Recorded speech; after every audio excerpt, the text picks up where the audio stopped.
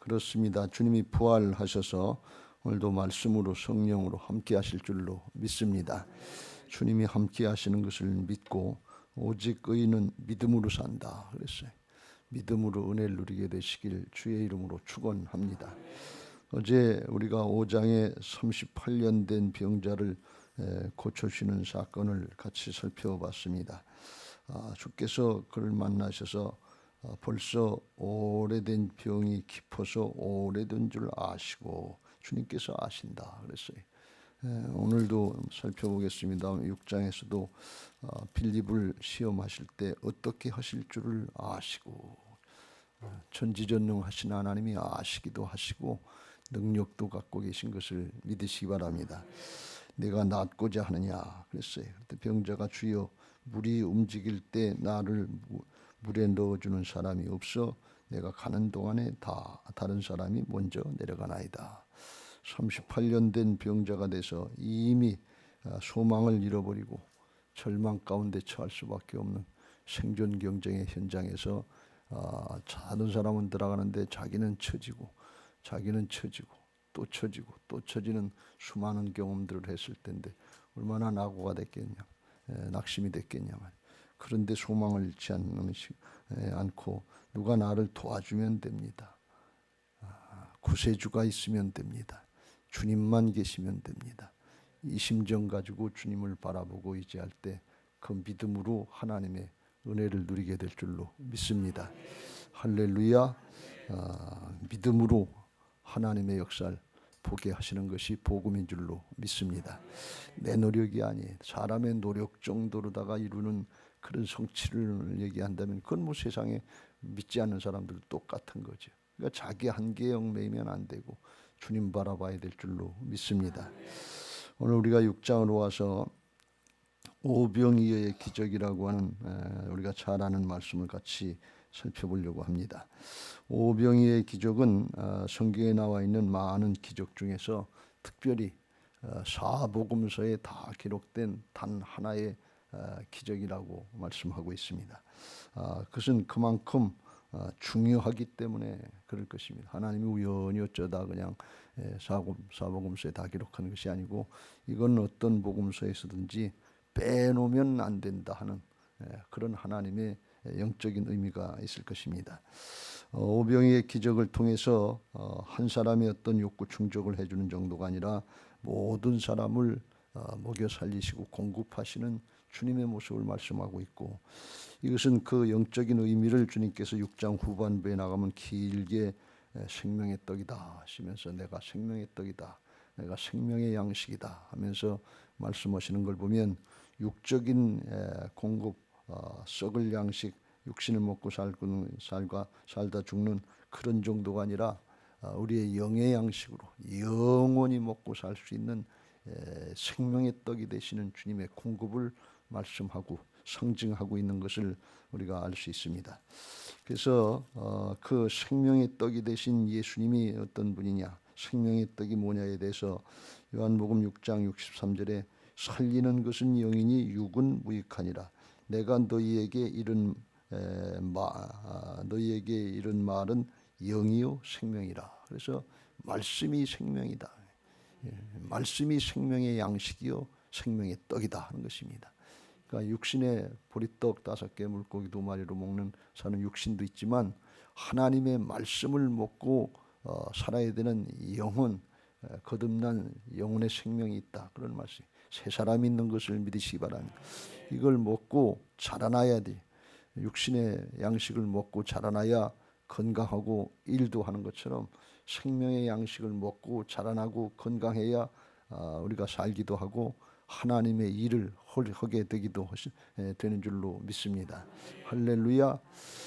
이 말씀은 신앙을 하면서 나 하나 문제로 나에 대한 관심으로 이걸로 끝나는 신앙이 있고 더 자라나서 영적인 건강에서 하나님의 나라의 역사를 고난이 있고 역경이 있고 핍박이 있더라도 그걸 감당해내는 믿음의 사람들, 하나님의 일꾼들이 있다는 거예요. 자라나야 될 줄로 믿습니다. 예수님 우리의 욕구 충족해주고 육신을 사는 동안에 문제 해결해주는 그 정도를 해주려고 기적을 베풀고 능력을 행하신 게 아니에요. 그 의미가 있는 거예요. 영적인 역사를 따라서 하나님 나라의 건강하고 튼튼한 그런 하나님의 일꾼들로 세워질 수 있게 되시길 주의 이름으로 축원합니다. 나중에 주님께서 이 영생의 말씀을 하시면 해주니까 사람들이 그랬어요. 야, 이 말은 너무 어렵다. 그걸 누가 받겠느냐. 그런 데까지 원하지 않는 거예요. 예수님 당시에 제자들이 대부분 그랬고 또 사람들이 그랬어요. 그냥 우선 급한 대로 내 문제 해결해 주면 이걸로 만족하고 이걸 끝나지. 뭘 자꾸 복잡하게 알지도 못하는 하나님 나라를 얘기하고 영을 얘기하고 아직 다가오지도 않은 그런 걸 얘기하냐. 지금 내 발등에 불이 떨어졌는데 그런 거 복잡하다 말이지. 그런 거 듣고 싶지 않다. 그런 심정이었던 것 같아. 그래서 주님께서 제자들에게 너희들도 가려느냐. 그때 베드로가 좌충우돌하고 성질도 급하지만 베드로가 영적으로 탁월한 면이 있거든요. 주님의 마음을 아는 그런 것들이 중간중간 나오는 걸 볼 수가 있어요. 주여 영생의 말씀이 주께 있사오니 우리가 누구에게로 가오리까. 우리가 주는 하나님의 거룩하신 자인 줄 믿고 알았사옵나이다. 영생의 말씀이 주님께 있다는 거예요. 영생을 생각하고 하나님 나라를 생각하고 주님 떠나면 안 된다 그런 말씀입니다. 이런 고백이 있게 되시길 주의 이름으로 축원합니다. 우리에게 이런 성장이 있어야 돼. 하나님이 우리에게 원하시는 것은 육신의 것 행위를 받는 그런 정도가 아니라 영원한 천국을 준비해 놓으시고 하나님 나라 역사를 맡기려고 지금 제자들을 훈련시키시고 이끌고 나가시는 거예요. 그런데 그걸 모르고 하나님의 뜻, 하나님의 큰 은혜와 축복을 모르고 그냥 당장 내 문제, 당장 세상의 것, 육신의 것 이것만 바라보고 이게 다인 줄 알고 그게 되면 좋고 그게 안 되면 실망하고 낙마하고 신앙 못하겠다고 그러면 이게 썩을 양식을 위해서 일하는 거나 똑같잖아요. 죽을 육신을 위해서만 신앙하는 거나 똑같잖아요. 이거 벗어날 수 있게 되시길 주의 이름으로 축원합니다. 그리고 하나님이 마련해 놓으신 영원한 것들이 있는데 상급과 멸류관이 있는데 이걸 바라보고 달려나갈 수 있게 되시길 주의 이름으로 축원합니다. 주님이 그래서 오늘 오병이의 기적을 행하시면서 그 마음속에 뭔가 하면 영원한 하나님 나라를 준비하고 있는 그걸 준비하고 따라올 사람들을 찾고 그런 사람들을 만들려고 하시는 것을 믿으시기 바랍니다. 예수님이 제자들을 훈련시키신 목적이 거기 있다고 그랬죠. 마태복음 16장에 보면 예수님이 제자들에게 가이사랴 빌립보에서 세상 사람들이 나를 누구라고 하느냐 그랬더니 주는 그리스도시요 세례 요한 더러는 엘리야 더러는 에레미야나 선지자 중에 하나라고 합니다. 그랬더니 그럼 너희는 나를 누구라고 하느냐. 제자들이 예수님을 어떻게 생각하는 것이 그게 중요하다. 세상 사람들이 예수님을 어떻게 생각하는 거 그건 별로 중요하지 않고 믿는 사람들 하나님의 사람들 우리들이 주님을 어떻게 생각하고 있는지 내가 주님을 어떻게 생각하고 있는지 그게 중요하다 그런 말씀. 주님이 거기에 초점을 맞추고 계신 거예요. 그 베드로가 또 주는 그리스도시요 살아계신 하나님의 아들입니다. 그랬더니 바요나 시몬아 내가 복이 있도다. 이를 내게 알게 하니는 혈육이 아니요 하늘에 계신 내 아버지다. 성령께서 역사해 주셨다. 주님을 똑바로 알고 하나님 나라를 알고 쫓아갈 수 있다면 그건 내 재주나 내 능력이 아니라 성령의 은혜인 것을 믿으시기 바랍니다. 영의 역사는 하나님이 도우시지 않으면 안 된다. 그걸 깨닫게 하시고 이 반석 위에 내가 교회를 세우겠다. 음부의 권세가 이기지 못하겠다 하시면서 그때로부터 주님이 말씀하시길 예수 그리스도께서 자기가 예루살렘에 올라가 장로들과 대제사장들과 서기관들에게 많은 고난을 받고 죽임을 당하고 제3일에 살아나야 할 것을 제자들에게 비로소 나타내시니 비로소 예수님이 십자가 지시고 부활하시고 하나님 나라의 역사를 이루실 것을 말씀하셨다는 제자들이 그 길로 따라오기를 그걸 바라고 그걸 비로소 말씀하시는 제자들이 아직까지 이걸 다 깨닫고 그때 당시 받아들이지 못했지만 주님이 제자들을 훈련시키는 목적이 어디냐 십자가 부활의 복음 감당하게 하시기 위해서 하나님 나라 역사에 쓰임받게 하시기 위해서 더 좋은 거 가장 좋은 거 최고의 가치 영원한 가치를 주시기 위해서 제자들을 훈련시키시고 기적을 행하시고 능력을 행하시는 것을 믿으시기 바랍니다. 할렐루야. 어제 우리가 38년 된 병자를 고치는 사건을 봤고 오늘 오병이의 기적을 우리가 또 살펴봅니다. 주님께서 날마다 기적을 행하시고 능력을 행하셨는데 그런데 성경에 그런 역사들이 수없이 많이 나오지만 그렇다고 모든 병자를 다 고쳐주셨냐? 아닙니다. 모든 문제를 다 해결해 주셨냐? 모든 가난한 사람들 다 해결해 주셨냐? 아니에요. 모든 문제 다 해결해 주셨냐? 아니에요. 이건 표적이에요. 상징이에요. 예수님이 어떤 분이신가, 예수님이 누구신가 하는 것을 그 사건을 통해서 깨닫고 예수님을 똑바로 알고 믿는 사람들이 되기를 원하시는 것이 표적의 목적인 것을 믿으시기 바랍니다. 기적 한 번 행하고, 오늘도 여기 보면 그렇게 제자들이 군중들이 쫓아왔다고 그랬죠. 2절에 큰 무리가 따르니 이는 병자들에게 행하시는 표적을 보았습니다. 기적을 봤다. 기적 봤으니까 오늘도 기적 보고 내일도 기적 보고 내일도 기적. 그거 기적 보러 쫓아다니는 게 아니고 그걸 통해서 예수님이 하나님이 되시는 거, 예수님이 하나님 나라의 주인 되시는 걸 믿고 예수님이 영원한 생명을 구원해 오신 생명의 떡이 되시는 걸 믿고 예수님의 말씀을 받아 먹고 영으로 살아서 건강해서 나나 사는 것이 아니라 주변의 사람들에게 복음 전하고 생명의 역사를 이뤄서 하나님 나라를 확장시키는 역사에 쓰임받는 하나님 나라의 일꾼이 되기를 원하시는 것을 믿으시기 바랍니다. 하나님의 뜻이 우리 안에 들어올 수 있게 되시길 주의 이름으로 축원합니다. 여러분, 이건 간단한 말씀이고 간단한 하나님 나라의 이치고 논리인데 이걸 알고 받아들이고 신앙하는 거하고 그렇지 않은 건 전혀 다른 거예요. 여러분, 모든 문제를 다 해결해 주지 않으셨는데 그렇더라도 예수님이 누구신가 하는 걸 알고 예수님의 말씀을 듣고 그 영혼이 건강한 사람이 돼서 하나님의 나라의 역사를 고난이 있지만 핍박이 있지만 십자가를 감당하면서 감당할 수 있는 사람이 된다고 하는 건 얼마나 큰 축복이냐 그런 얘기예요. 오늘 내 문제가 다 해결이 안 되더라도, 우리의 문제가 다 해결이 안 되더라도 하나님이 주시는 말씀이 이게 내게 영적인 어떤 건강이 되고 의미가 있는 것을 깨닫고 그 말씀이 내게 양식이 돼서 힘이 되고 능력이 되고 하나님 나라의 역사를 향해서 달려나가는 하나님의 종들이 되면 얼마나 하나님이 기뻐하시겠냐 말이죠. 이걸 오늘 말씀하시는 거예요. 내 문제 하나 해결해 주셨다고 만족해요. 하나님은 선하신 하나님이시고 좋으신 하나님이신 것을 믿으시기 바랍니다. 하나님의 역사는 다 사랑인 것을 믿으시기 바랍니다. 사랑이시라 말이에요. 고난도 역경도 힘든 것도 가만히 생각하면 하나님은 우리를 깨닫게 하시고 회개하고 돌이키게 하시는 각자의 주시는 하나님의 사랑의 표현이고 수단이에요. 그 하나님을 신뢰하고 말씀을 믿고 따라간다고 하면 그 사람이 건강한 사람 아니에요.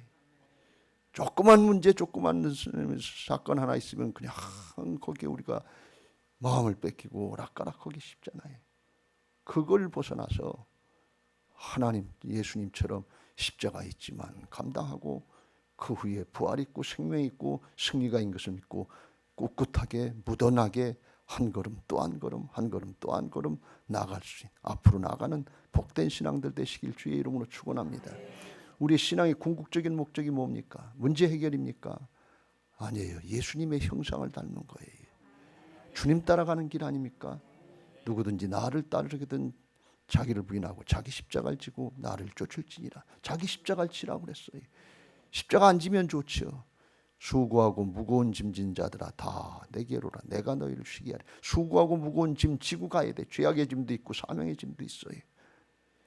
주님 따라가고 주님의 형상을 회복하고 주님의 역사를 감당하는 게 신앙의 궁극적인 목적이지 내 문제 해결하는 거 그게 목적이 아니다. 그거는 따라가는 중에 주님께서 필요한 게 있어야 될 것, 필요한 것을 공급해 주는 부수적인 역사인 것을 믿으시기 바랍니다.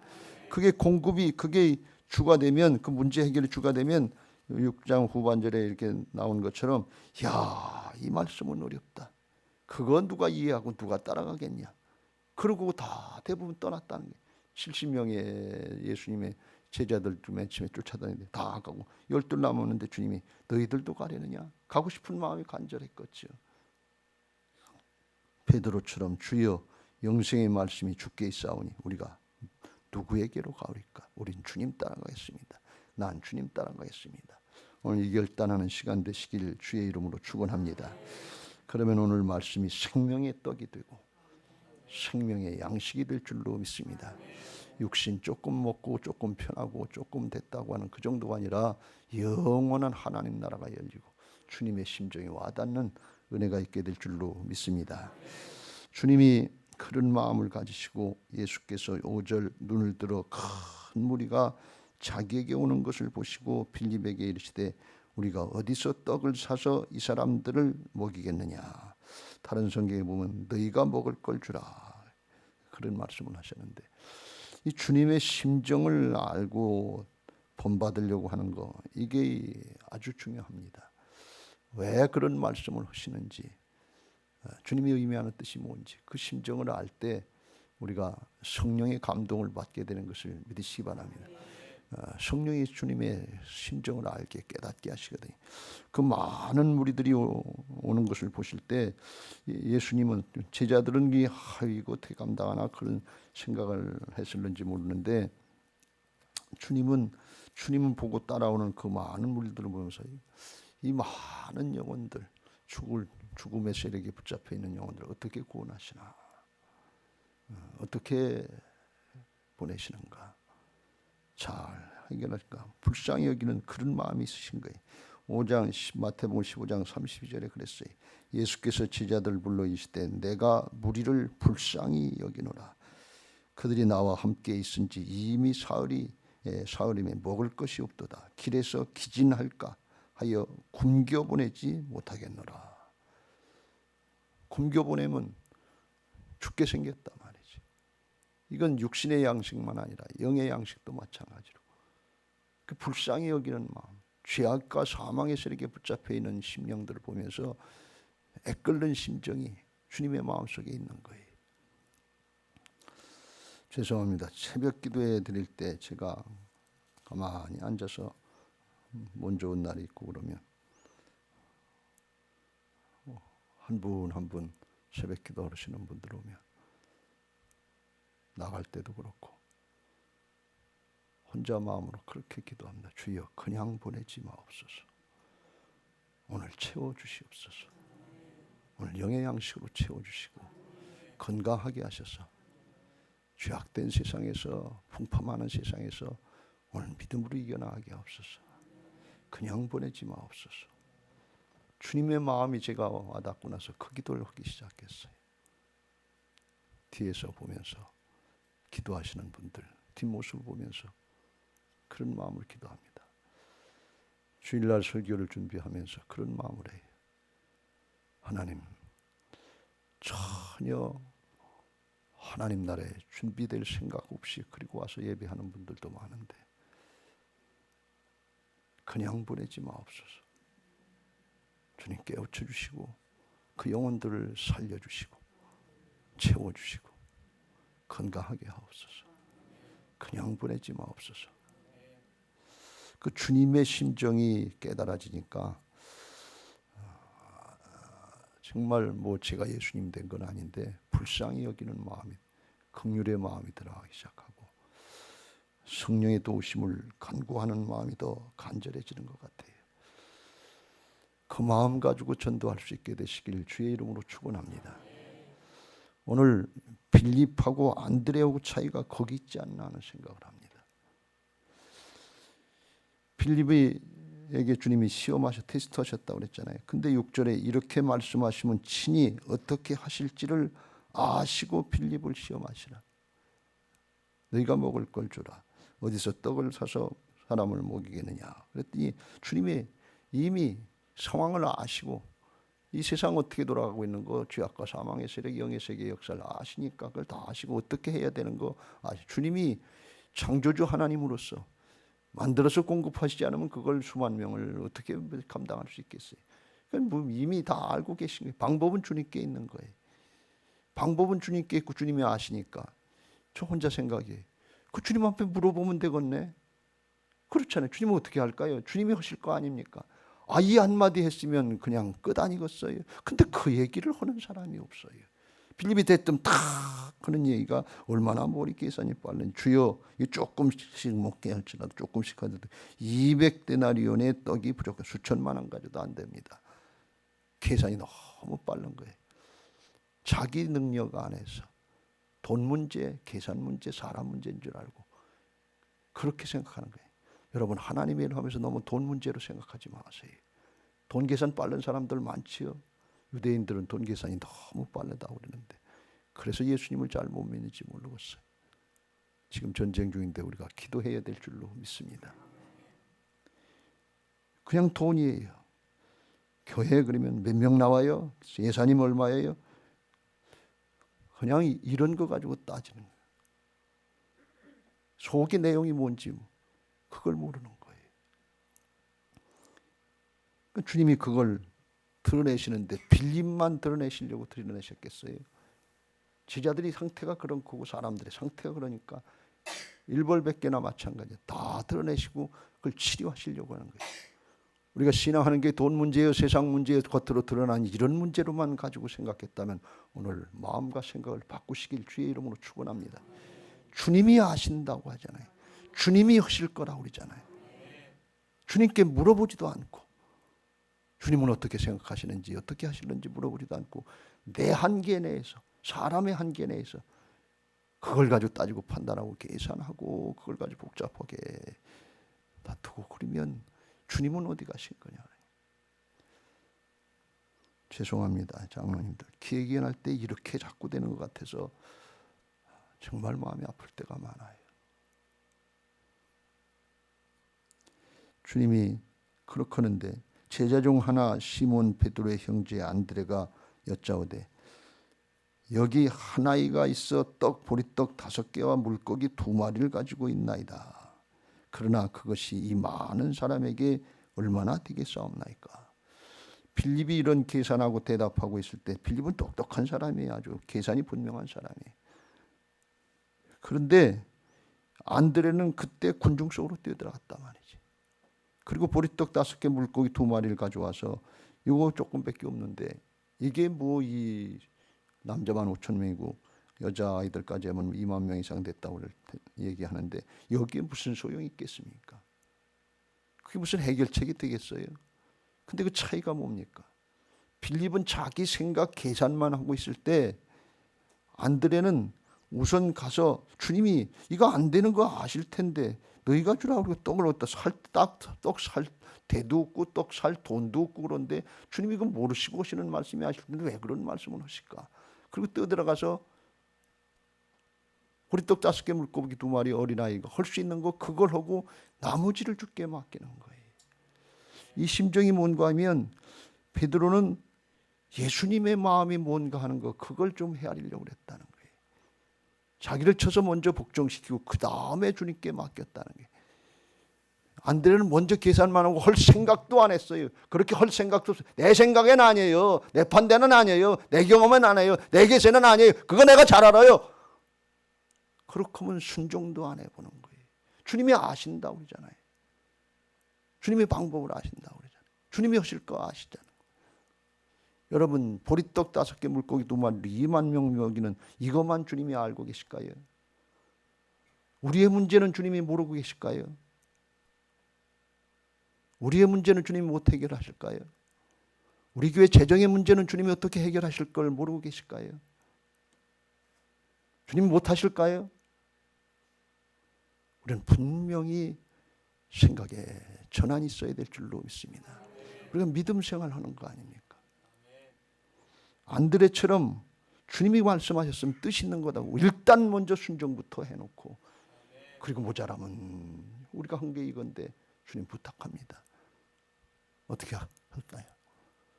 여쭙는 그런 자세가 있어요. 듣고 따르면 되는 거예요. 안드레가 그냥 자기 생각 가지고 뛰어들어갔다는 게 아니에요.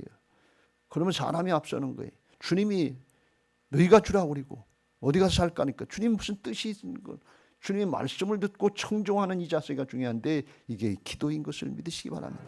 주님 어떻게 할까요? 먼저 묻고 주님께서 깨닫게 하시고 말씀 주시면 그럼 이거 가지고 될 것 같지 않은데 내가 할 수 없는 것 같은데 일단 순종을 하는 거예요. 하는 데까지 최선을 다하는 거예요. 내가 다 사람의 끝이 하나님의 시작인 것을 믿으시기 바랍니다.